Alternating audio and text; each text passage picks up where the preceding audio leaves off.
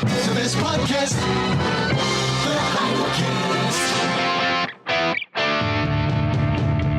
It's a Heidelminicast. And now, Scott Clark. Dustin has a question about how to pick a denomination. If the Heidelcast helps you, or you help us keep it going, please make the coffer clink by clicking on the PayPal link or by sending a check to Heidelberg Reformation Association, 1637 East Valley Parkway, number 391, Escondido, California, 92027. Today would be an excellent day to download the Heidel app from the Google Play Store or the App Store from Apple. It's also a good day to subscribe to the Heidelcast in any podcast app and subscribe to the Heidel blog by going to heidelblog.net/subscribe. And we'll send you a daily email rundown of everything that's on the Heidel blog for that day. That's all we do. We don't bombard you. We just do the one thing. The Heidelcast. Okay, Dustin writes to say, hello, my name is Dustin. Hello, Dustin.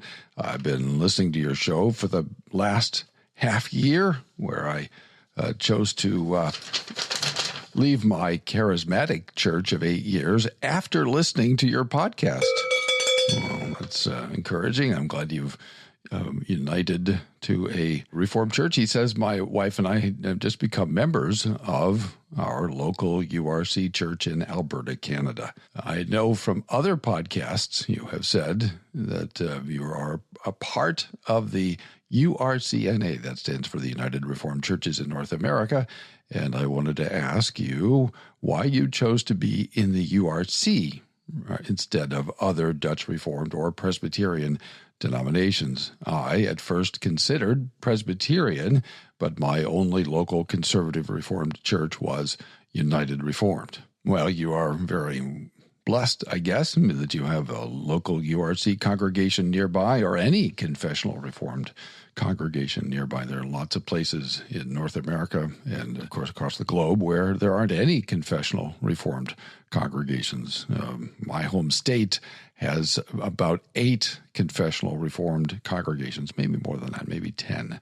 But they're mostly in the eastern part of the state, one in the central and none in the western part of the state. So you can easily be 4 or 5 hours or more, where I'm from, away from the nearest confessional Reformed congregation. So how did I come to pick the URCs? And I think the broader question is, how does one go about picking a denomination? We're going to limit it to, because this being the Heidelcast, we're going to limit ourselves to considering how to pick a confessional Reformed congregation. And I'm going to use Reformed to cover the Presbyterians and the Reformed.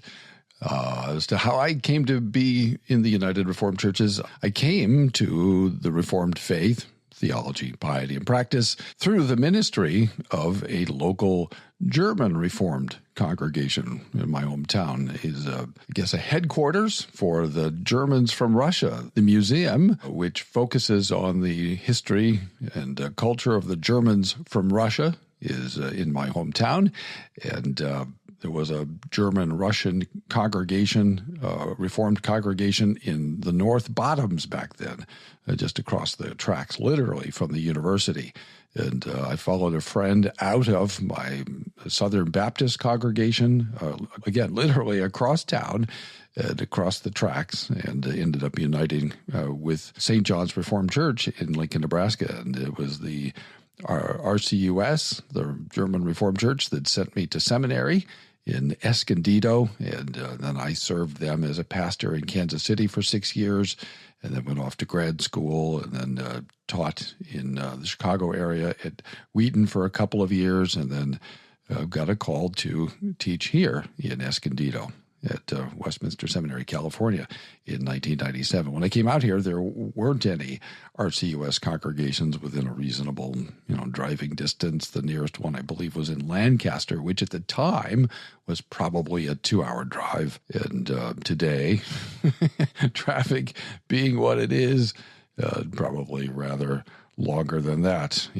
probably 2.5 hours, 3 hours getting there, and maybe 5 hours getting back. The Heidelcast. So I had a wife and 2 small children at the time, and that didn't seem like something that we were going to be able to do. And there was what had been, when I was a student, a Christian Reformed congregation here in Escondido, where we had worshiped while I was a seminary student, and they'd been very hospitable and kind and edifying and reformed and all that. So, that's where we attended. And there weren't a lot of options, or as many options then as there are now. And given my history, the fact that I'd been a minister in a Heidelberg and then Three Forms denomination for 6 years or more than that by that time, and a member before that, that's sort of a natural lateral move, I guess. And they were willing to call me as an associate minister to teach at the seminary and to serve on the consistory, and then later to help plant a congregation in Oceanside, which I did for about 10 years, and then came home to the mother church, if you will. So that's how that happened. But the broader question is, how does one go about picking a congregation or a Reformed denomination, among the North American Presbyterian and Reformed churches, or if you're in other parts of the globe, how do you pick between denominations? Well, I think I've got 3 sets of questions I would ask. The first is it biblical? And because how do you know it's biblical? Well, does it adhere substantially, not just formally, but in substance, and we'll get to what that means, to a historic Reformed confession? And so obviously I think about the Heidelberg Catechism, the Belgic Confession, the Canons of Dort, or the Westminster Standards. So what I sometimes call the 6 forms of unity. That those would be the kinds of questions I would ask. And so, is it Reformed in that sense? Not just in name, but more than that. And it doesn't have the marks of the true church, to use the language of Belgic Confession, Article 29. That is there the pure preaching of the gospel, the pure administration of the sacraments, and the use of church discipline. Those are the tests that we get in the Belgic Confession. So I would ask, what do they confess? That's a major question. And then you want to ask about their piety. So I always like to talk about theology, piety, and practice. We're talking about practice. Not a game. We're talking about practice. Piety is, how do they worship? Do they attend to the rule of worship? Do they do that in worship that God has ordained? Or do they follow some other principle? For example, the normative principle. Do they ask, what has God forbidden?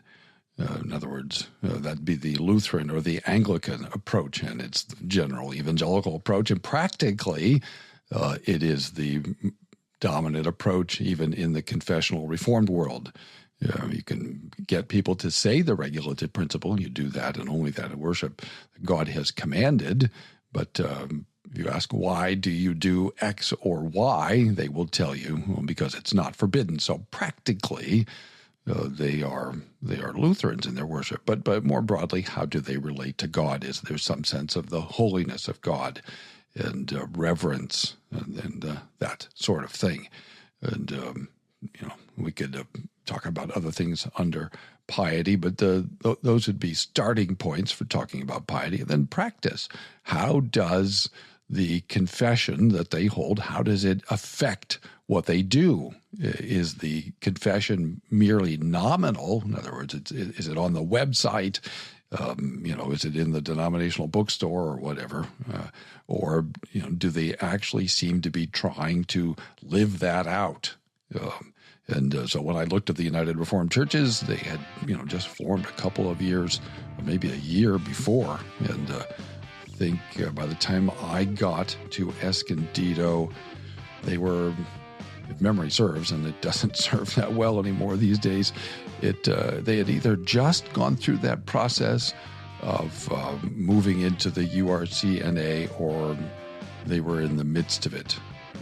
So I don't have a clear memory of that, but it was about that time. And it seemed evident to me that this was a federation of churches, as they call themselves, or as we call ourselves, technically not a denomination. I mean, I'm not sure that you can really tell the difference, but it seemed to me that these were people who were serious about the Reformed confession serious about biblical Reformed piety, and serious about putting the confession, the understanding of the Word of God in the churches into practice. We talking about practice. Not a game. We talking about practice. I've said that word several times in this episode, and I've only played Alan twice, so I think I've exercised considerable restraint. There is a significant, serious question here, and that is this business of dead orthodoxy. Reformed people always get accused of being dead orthodox because we're not charismatic, we're not Pentecostal, which is probably the predominant paradigm for Christianity in most of the globe. So when they look at us with our sort of serious worship, not to say dry or dull, but sometimes I like to say we're seriously joyful and reverently joyful. And they look at us and they think, well, you people are dead orthodox. And I respond by saying, no, real dead orthodoxy is when you have a confession that you affirm nominally, but it doesn't have anything to do with the way you relate to God or with the way you practice the Christian faith. That, it seems to me, is a much better definition of dead orthodoxy. Thanks for listening. Tune in tomorrow for more from the Heidelcast, brought to you by Heidelberg Reformation Association.org. Don't forget, when a coin in the coffer clinks, the cost of bandwidth shrinks. Copyright Heidelberg Reformation Association. All rights reserved. This is a Heidel Media production. The best podcast, the Heidelcast.